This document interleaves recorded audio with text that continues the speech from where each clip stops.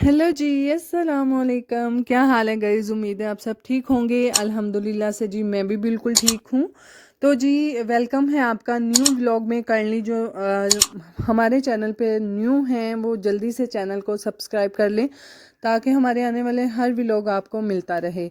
तो जी आज हमारे गांव में है जी शादी, और जो कि पहली क्लिप में आपने देखा कि दुल्हन जो थी वो हमारी तैयार होकर तो घर आ गई थी पॉलर से, और दूसरी साइड पे हमारे घर के साथ पीछे वाली साइड पे जी दारा है। दारा कह लें, ग्राउंड को कहते हैं गांव में, जहाँ पे लड़के ज़्यादातर खेलते हैं। तो वहाँ पे जी जितने भी कुछ ऐसे लोग होते हैं जो कि मैरिज हॉल अफोर्ड नहीं कर सकते, तो यहाँ पर वो अपनी बेटियों की बेटों की शादी करते हैं। वलीमा हो चाहे वो बारात हो, तो यहाँ पर अरेंजमेंट्स किए जाते हैं, जिस तरह के टेंट लगा लिए, और जितनी भी उनकी बरादरी वगैरह होती है या फिर जो रिश्तेदार होते हैं उनको बुलाते हैं।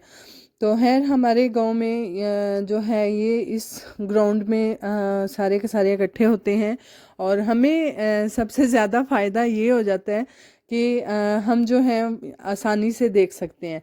तो है गांव में अभी भी वही पुरानी रस्में हैं, रिवाज हैं। तो काफ़ी औरतें हमारी तरह छत पे खड़ी होकर जी बारात देख रही थी कि किस तरह से वो लोग बारात लेकर आते हैं, और कितने यानी कि अपने वो बैंड बाजे के साथ आते हैं खुशी खुशी, और एक अपनी बेटी को अपने साथ जी वो लेके जाते हैं। तो ये मेरे ख्याल में तो हर गांव में ख़ास तौर पे इसी तरह से होता है। और मैं जो देख रही थी वो ये था कि बाराती बहुत कम थे और पैसे लौटने वाले बहुत ज़्यादा थे। वो इसलिए क्योंकि कुछ मांगने वाले भी होते हैं, और कुछ जो भी हमारे गांव के बच्चे होते हैं ना, वो सारे के सारे इकट्ठे होके तो वो भी पैसे ही लूटने में इकट्ठे होते हैं, मगन हो जाते हैं। तो इसलिए बाराती तो बहुत कम नज़र आ रहे थे, और जो बारात लूटने वाले थे बच्चे, वो ज़्यादा जी नज़र आ रहे थे।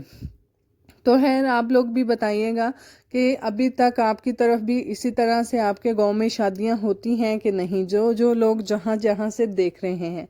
तो बाकी यहाँ पर जी मैंने एक चीज़ बहुत नोट की कि देखें, अल्लाह पाक हर एक बेटी का नसीब अच्छा करे, हर एक बेटी का नसीब करे। और जिन मेरी बहन की शादी थी उनकी वालदा नहीं थी, उनकी डेथ हो चुकी थी। अल्लाह पाक उनको जन्नतुल फिरदौस में आला मुकाम अता फरमाए। आमीन जी सुमा आमीन। क्योंकि जब ये टाइम होते हैं ना, तो बेटियों पे बहुत मुश्किल वाला ये टाइम होता है। एक माँ का सहारा बहुत बड़ी चीज़ होती है। बाकी जो जो जहाँ जहाँ मेरी बहनें हैं, अल्लाह ताला सबको अपने अपने घरों में खुश आबाद रखे।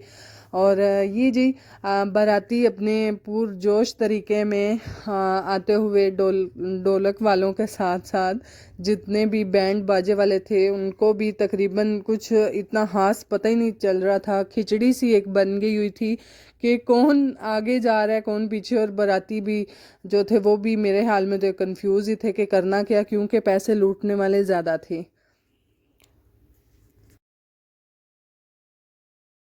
जी यहाँ पर हमारे गांव में जो है, मेरे हाल में तो हर गांव में अलग-अलग से रस्में होती होंगी। बहरहाल हमारे गांव में जो है कि मेहंदी वाले दिन जब बेटी या बेटे की मेहंदी होती है, तो उससे एक दिन पहले या एक दिन बाद तो है नहीं, मेहंदी से पहले पहले ही चावल बनाए जाते हैं मीठे, और वो एक सगन के तौर पे सब के घरों में दिए जाते हैं। जितने भी मोहल्ले होते हैं आसपास, या जितने भी सलाम दुआ वाले होते हैं, बरादरी होती है, तो उनको दिए जाते हैं।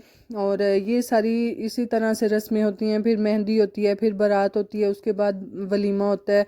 और वलीमे पे जो है ज़्यादातर मिलनी में लोग जाते हैं और बहुत कम लेकर जाते हैं। अच्छा जी, मुझे आप ये ज़रूर बताइएगा कि अभी तक जो है वो आप लोगों की तरफ इस तरह से गांव में शादियां होती हैं कि नहीं होती। हमारे गांव में भी ज़्यादा अब तो खैर ऐसी नहीं होती, बहुत ज़्यादा कम होती हैं, क्योंकि मेरे ख्याल में तो अब हर कोई बंदा ही अफोर्ड कर लेता है वो। हाल में तो अब ये फैशन भी बन चुका है।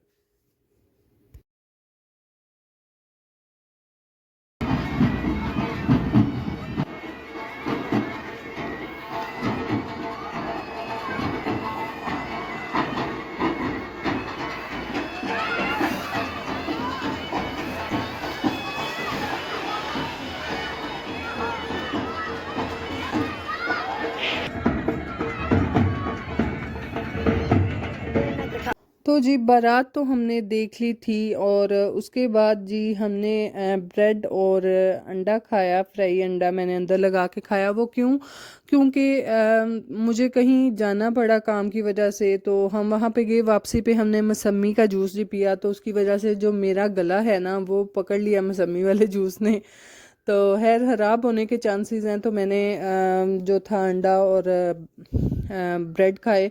और अंडा इसलिए खाया क्योंकि मेरा बीपी का बहुत ज़्यादा मसला है, मेरा बीपी लो हो जाता है, और मैंने इसलिए अंडा और चाय खाए। और बाद में मैंने एहतियातन तौर पर फजर भी थोड़ी अपसेट थी उसकी तबीयत, तो उसको भी कावा दिया, खुद भी पिया।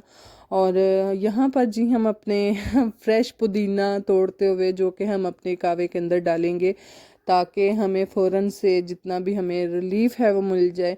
और घर में पुदीने लगाने के जी बहुत सारे फ़ायदे होते हैं।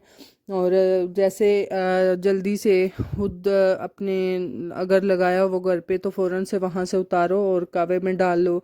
चटनी में अगर ज़रूरत पड़े तो वहाँ से चटनी में डाल लो। आप मेरी आवाज़ से भी अंदाज़ा लगा सकते होंगे कि क्योंकि मेरा गला काफ़ी ख़राब है।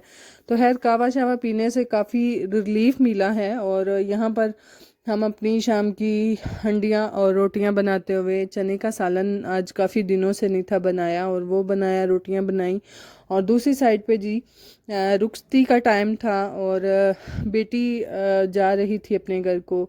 और बाकी हम भी दुआ करते हैं, आप सब भी कीजिएगा, अल्लाह पाक सारी बेटियों के नसीब अच्छे करे, और जो बेटी जा रही है उनके भी।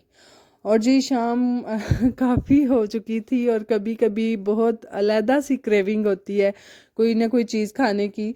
तो फिर हमने जी बिरयानी जो थी वो ऑर्डर की। और इनका रायता बहुत पतला है, पर इनकी बिरयानी बहुत अच्छी है। और यही पतला वाला रायता इसके ऊपर डालकर अगर खाएं तो अलहदा ही उसका भी मज़ा है। तो बाकी हमारे व्लॉग आपको कैसे लगते हैं काइंडली ज़रूर बताइएगा। दुआओं में याद रखिएगा, अपना बहुत सारा ख्याल रखिएगा। अल्लाह हाफिज़।